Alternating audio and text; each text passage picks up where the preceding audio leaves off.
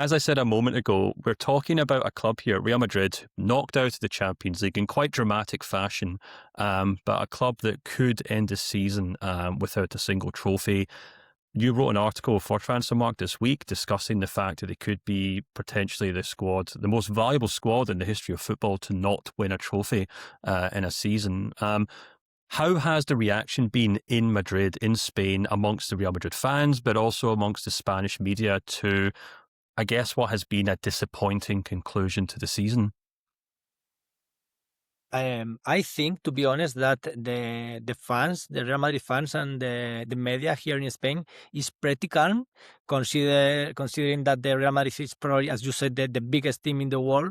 So, and we all expect Real Madrid fans and the media expect Real Madrid fighting for win La Liga and the Champions League. And when it doesn't happen, it's like a big disaster. But this season, it's like the people, it's okay.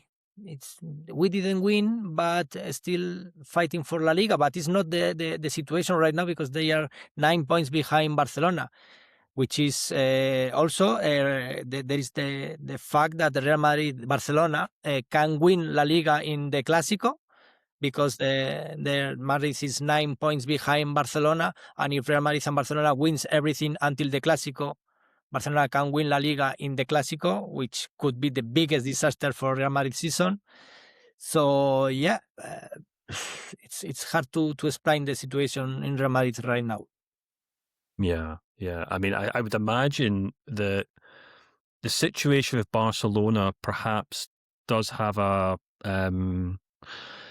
an impact on how Real Madrid fans think. I guess in one way, they also got knocked out of the Champions League, so perhaps that kind of lessens the blow to Real Madrid getting knocked out by Bayern Munich. But then equally, as you said, if they lose La Liga against Barcelona in El Clásico, that would be an even greater embarrassment towards the end of the season.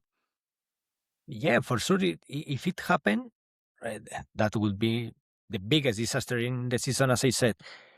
And also in the way the season started with Xabi Alonso, the people with him was okay. He's a new manager. He had a great successful in Bundesliga. But when the problems with Vinicius start, the people saying he's too tactical for Real Madrid, you can feel like something was not okay at the Real Madrid at that moment. When Arbeloa started, Real Madrid was defeated in the Copa del Rey, in the Spanish Cup. Also, well, was before, but when Real Madrid lost the Super Cup against Barcelona, it was a disaster because Real Madrid losing against Barcelona always is a disaster for them. But Real Madrid fight in that game. Real Madrid saw something in that game. So wasn't that bad. Also, in the way they have lost against Bayern Munich, the Real Madrid was until the last minute almost playing for go through for reach the semi-final. But they were saying like about the referee and things like that. Always there are mistaken for the others, not from Real Madrid. But it's hard to say why Real Madrid fans are so calm at that point. I don't know. Yeah, it's a very interesting situation, especially when you can combine that with recent comments from Arbeloa, who's the caretaker manager, obviously, at the moment. He's been asked a lot about the squad, about players leaving in the summer. There's obviously lots of speculation over key players. Perhaps Camavinga's the most obvious one. But he has very calmly said he doesn't think the squad needs any major changes. He doesn't think they need any new players. He thinks it's strong enough to go back or to bounce back next season and to win trophies.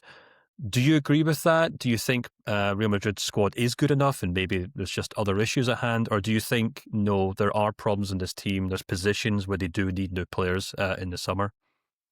Well, Real Madrid will be fighting for titles next season because Real Madrid always do. But on the other hand, we need to think that Arbeloa can't downgrade his squad, so he has to say what he said. Like our squad is the better, and we have a really good squad. But if you think about Real Madrid needs a playmaker like Kroos or Modric was, there is not this role in this squad, and also they need to buy someone for the defense, because Rudiger, well, apparently there are 1 year more for offer for Rudiger, but Alaba, also Carvajal, Hausen didn't play that well this season, also with Carreras. So I think Real Madrid has to buy something for the defense as a playmaker. And on top of that, Real Madrid needs to think which kind of football they want to play next season, because they have a squad with Bellingham, with Tchouaméni, with Camavinga, who has a really strong physical. They are not this kind of player like Kroos or Modric, where they can make the team play. So they need to think what they want and then go for it. Yeah. So do you think someone in midfield alongside Valverde and Jude Bellingham, perhaps, who can maybe slow things down, or maybe a better passer of the ball? Because we're so used to seeing Valverde and Bellingham run up and down the pitch. They're very physical players, very fast, box to box players, as we would say in English.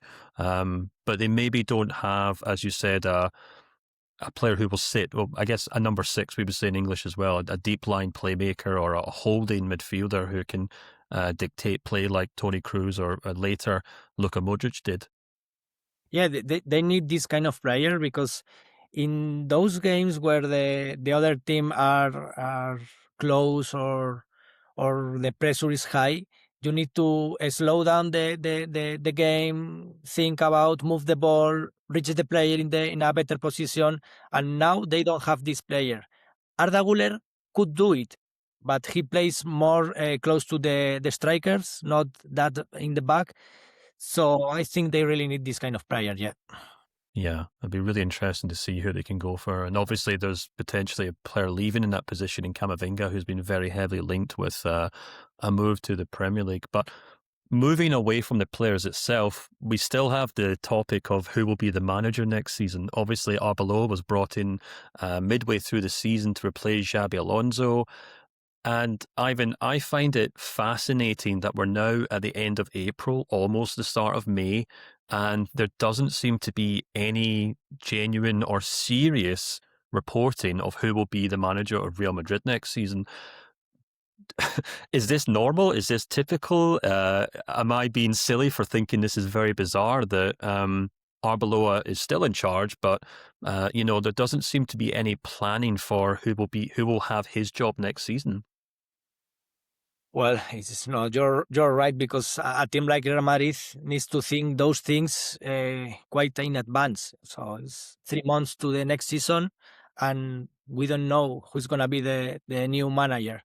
Arbeloa is not gonna be for sure, and there are a lot of names like Mourinho, Zinedine Zidane, Scaloni, Pochettino, but nothing Allegri, but nothing like you say, okay, that's a really proper rumor. There are something consistent behind that. Maybe you think about Mbappe is the start of Real Madrid. He's French. And if I'm not wrong, the coach of French national team is Deschamps. Maybe they are thinking about him, but they can't announce him before of the World Cup. What happens if France has a really poor paper in the World Cup? Will Real Madrid hire the coach of the France being eliminated in the first stage of the World Cup? I don't think so. So maybe I'm thinking about just now. They are waiting for that, I don't know, or maybe they already has a plan and they don't want to unbelieve right now. I don't know.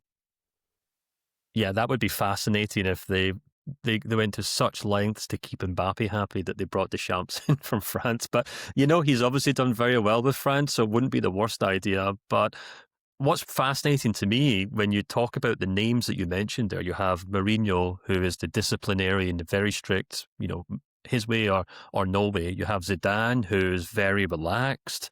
He's he works very well with the players.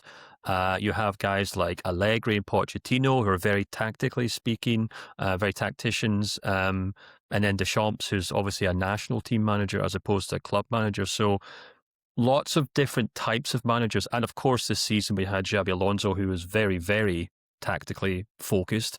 And then they replaced him with Arbeloa, who is obviously very close to the players, has a very strong connection with the dressing room, as a very relaxed head coach. So we're talking about a lot of different types of managers. So while we might not know who the next manager is, what type of manager do you think would make the most sense for Real Madrid next season, if that makes any sense?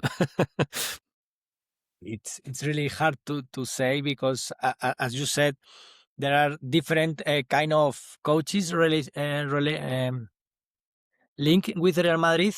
But yeah, if I have to say, they need to find Ancelotti 2.0, because this is the manager who has a good knowledge about football. His career is massive.